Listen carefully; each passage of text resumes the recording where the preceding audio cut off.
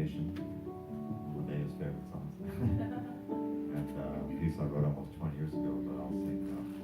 Then the response is God is. So you'll see how it goes. Present in everyone, God is the infinite universe. God is abundance for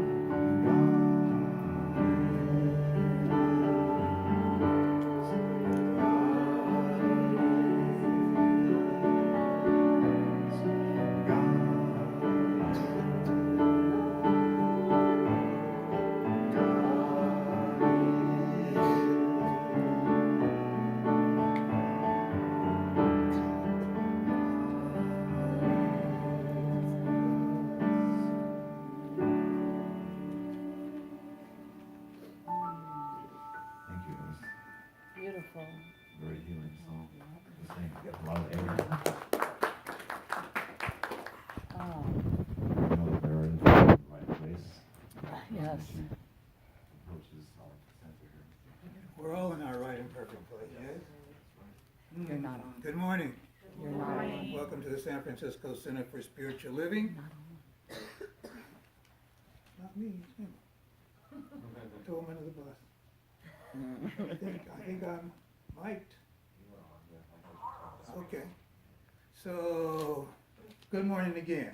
Good It's morning. still good morning. It hasn't changed anything at all, so that's good. You know, let's begin with the, wait, there was something I was going to do. Be still more time.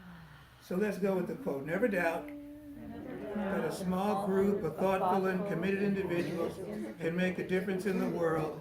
Indeed, that's all that ever has. Yes, indeed. Thank you once again. I remember where I was, I just had a thought, you know, we talked about Meredith affirming she's in her right and perfect place. This is a good affirmation for you to learn. What did I just say the affirmation is?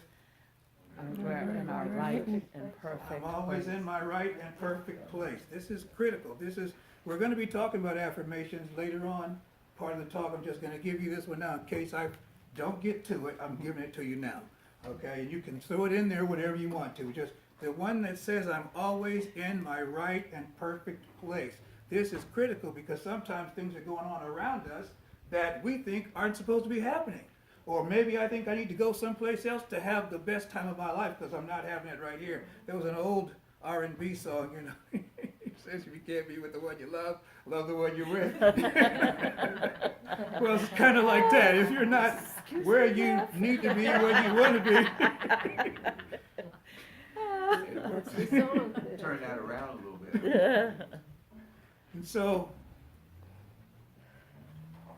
you always want to affirm you're in your right and perfect place because you always are in your right and perfect place. The reason that is because we are one with a God that is omnipotent, omniscient, omnipresent, and omnibenevolent. And so if we're one with this omnibenevolent, omnipotent, omniscient, and omnipresent being, consciousness, if you will, then that means we also have these same attributes within ourselves. And so when we start thinking that something is not supposed to be happening, we are literally denying the truth about ourselves. And we're wanting some outside agency, some outside force to fix our life for us because it's broken. But when you start affirming you're in your right and perfect place, let me tell you something.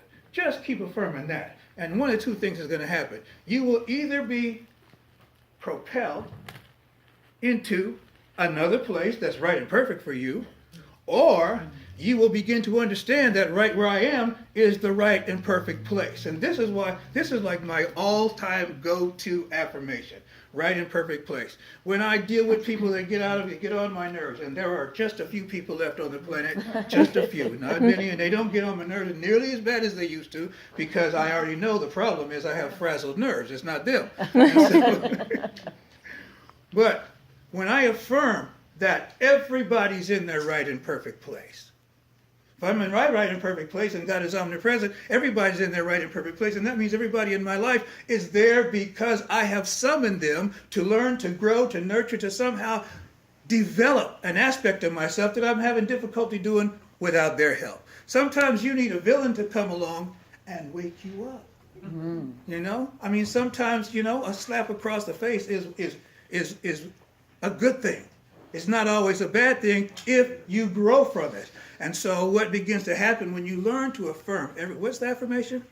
I am always in my right and perfect I want place. you to try this, people. This is high alchemy I'm talking about right here. This is a transformative phrase that always allows you to be in your right and perfect place at the right and perfect time, and it frees up everybody else in your life because now they don't have to live under the tyranny of your judgment of who they are and what they're doing and what they should be doing and what's not right about their lives, because it just puts us in absolute surrender mode. I'm always in my right and perfect place. People, when you do that, I have an expression that tags along with that: people get right or they get gone. They get right or they get gone. And here's the thing that happens. Sometimes I'm the person who has to get right. And so when I start affirming I'm in my right and perfect place and everybody's in their right and perfect place and nothing changes, that's when I realize, oh, I'm tripping, huh? Because if everything's in its right and perfect place, and I'm affirming everything's in its right and perfect place, and I know my word has power, because when I speak my word, I'm not speaking the word that I want to speak. I'm tying myself into the oneness of God, and as that oneness of God begins to flow in and through and as all beingness, and it's not beginning to flow into and as all beingness, it's always present, it's omnipresent, yes? And so because I know this, I speak from that place. There cannot be a different outcome than the one I intend. I love that line. I use it every now and then from the best something hotel. Oh, Marigold The Hotel. best Marigold Hotel, where the hero says things always work out in the end. And they always work out good in the end. And if it hasn't worked out good yet, that means it's not the end. And so that's an important thing to realize. We tend to think that because we think we're a solitary individual being, because we believe that there's a separation between us and the rest of the universe, because we've learned to believe that I am an individual, separate and independent of everything else and everybody else, when something happens, it's a monumental thing, because I don't recognize that the truth about me is that I am not a thing. I am an action. I am an activity. I'm a conglomeration of subatomic particles that began to gluttenize, and a consciousness came into that form, and now I'm standing here before you, and I look like I'm solid, but everybody in here has enough science to know that there's no such thing as a solid, and everything is action. And so when we begin to recognize that who we are is an activity, I'm not a being, I'm not a thing, I'm not separate. I am a movement of consciousness in the void. I'm a movement of awareness in the field of pure potentiality. Deepak called it a localized disturbance. I said, why do you have to use the word disturbance? Well, see, that's me thinking that disturbances are bad. You know, do not disturb.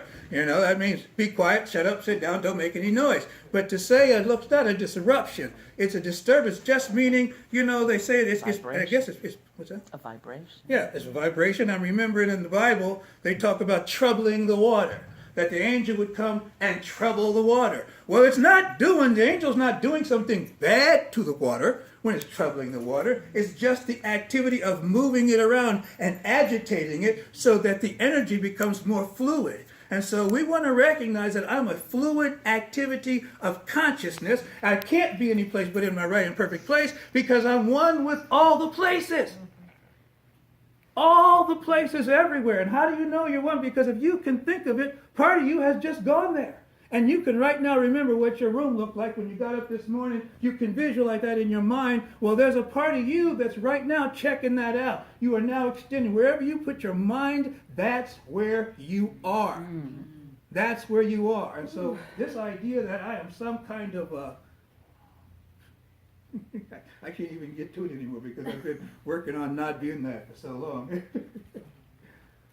Even God is an activity, because if we accept that God is love, and most people would agree that if there's something called God, then that thing would be loving, and so God is love, and love is an action. Love is a verb. Love is an activity.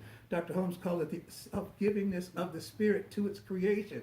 The self-givingness of the Spirit to its creation. And so whenever, and here's the thing to realize, everything in your life is part of your creation, because you've called them in to be part of your experience. And once again, some people show up just to really get your attention.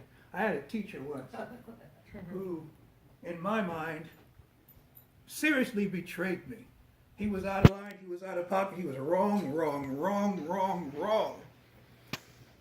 But I have to admit, because he did that, I started paying more attention to what was going on around me, which is what he was trying to get me to do in the first place. Now, I have not apologized to this man for all the vitriol. I just haven't been ready to just, okay, that means I'm going to have to do it now, huh? It wouldn't have come up it wouldn't have come up. See, if it wasn't ready, it would be so cleverly hidden that I wouldn't have been able to find it. I'm good like that, okay? But I don't want to do something we're all can do, that we can stash it and store it someplace we don't ever think to look. It's like we pretend like nothing's going on. You know, what are you talking about? I'm not angry. You are an activity in the mind of God. God is an activity, is the activity. And so when we accept this, we're talking today about harvest. I did not say that in your program. That's because I was late to Mary, and Mary takes care of her business, and I appreciate her for that.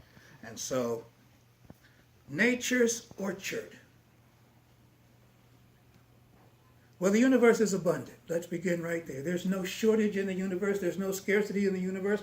There is enough of everything. Sometimes we look like there's a shortage, but there's no shortage on what's present. Sometimes the delivery system is not up to par. Sometimes the distribution system is not fluid, but there's always enough for everything to go around. I love it, and it ties into the Bible when it talks about how in 7 days, God created all this stuff. But the last thing God created, if you just want to use that metaphor, if you will, is people.